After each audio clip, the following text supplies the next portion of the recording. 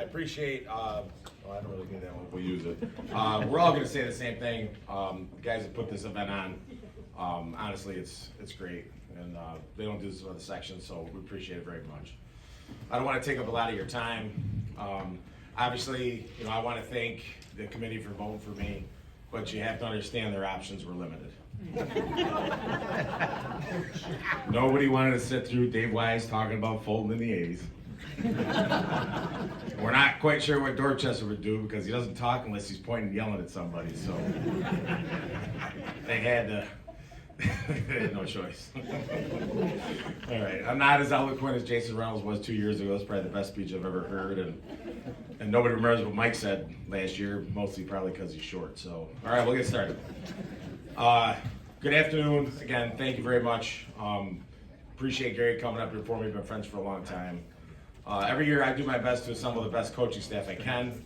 My goal is to be the worst technician in the room, and I accomplish that goal every year. Our West Genesee assistant coaches, some are in attendance, some are coaching the Nyways, so they're not here. Steve Berkey, Dan Willis, Daryl Bozzi, John Fasulo, Brian Gates, my nephew Colin, and Derek Dishaw were the men that helped us in the room this year. The success of the season would not have been possible without them. They truly are great men that put the wrestlers first. Lastly, this goes for actually all boys and girls in this room, the wrestlers. We're all here because of you guys. And whatever we're getting and awards that we're getting are based on your hard work. And the boys, for the past however many years I've been at West Genesee, we work our butts off, and that's why we had a good season this year. We've earned it. It was not something that happened this year. We've been building for it. There's much to celebrate looking back on this wrestling season. To start, we had over 70 boys sign up, and they all showed up day one. Naturally, there was some attrition through the season, but we still finished with over 60 wrestlers, including our modified boys team, including our modified boys, high school boys, and girls. We have over 100 students at West Genesee wrestling right now in grades 7 through 12, which is awesome. When I took the program over, I think we had 27 kids, so it's been a great run. 24-25 season brought many firsts to West Genesee. The first season with over 25 wins. We got canceled out of victors, so we probably could have had more. We were undefeated versus Section 3 competition, the final state ranking of number 14. 7 wins over state-ranked teams. We probably would have beaten Middletown had the trainer not pulled our 31-pounder right before the match. I was super happy. That was a great 5 minutes. We had the first girls sectional champion, a 5th place state finisher in Riley Butler. Like I said, our first dual meet championship, as you know, we had, Section 3 tournament championship, a Class AA tournament championship, 7 sectional qualifiers, 7 sectional place finishers, a section champion, 2 runner-ups, and 2 state reps. Pretty cool.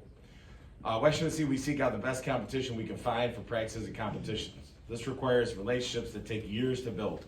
It's not easy building a dual meet and tournament schedule, so parents, when you're asking why doesn't our team do this and why don't we go there, understand it's not that easy. We've developed a relationship with Pit Crew Wrestling Club, and it's helped our program tremendously. Daryl Bozzi, Dan Willis, and Dalton Elias have run off-season practices in our room through the years. This year's plan, if you follow them on Facebook, you can figure that out. I don't completely know all the information. We also have a strong youth wrestling program at West Genesee, run by Paul Fuller and Michael Fasulo. I know a lot about it as my son Declan wrestles for them. They're positive and they're in it for the right reasons. This past season, I got a chance to speak with a lot of different coaches. I spent some time with Pat Connors at the Windsor, Mike Connors imparted some wisdom on me at the Section 3 championship, and I really appreciated talking to those guys. I mean, they're legends in this sport, in this area. And if you go on the wrestling, CNY wrestling, and you look through the Hall of Fame and you read their write-ups, they're impressive men and what they've done over their time. As a coach, those are guys you look up to. Their thoughts on how to build a team, the current state of our sport, and how difficult this coaching gig is. And it was pretty cool to talk with them and listen to them, and I appreciated that time. I've developed relationships with coaches all over the section. I even think Bill Kays likes me now. Not really sure. No, I like you, Brian. All right. And I'm going to get Dorchester. He's going to like me at some point. Stop making up rules as you went. Knowing a lot of the coaches that we have, I know we have some great men who are coaching the wrestlers in Section 3.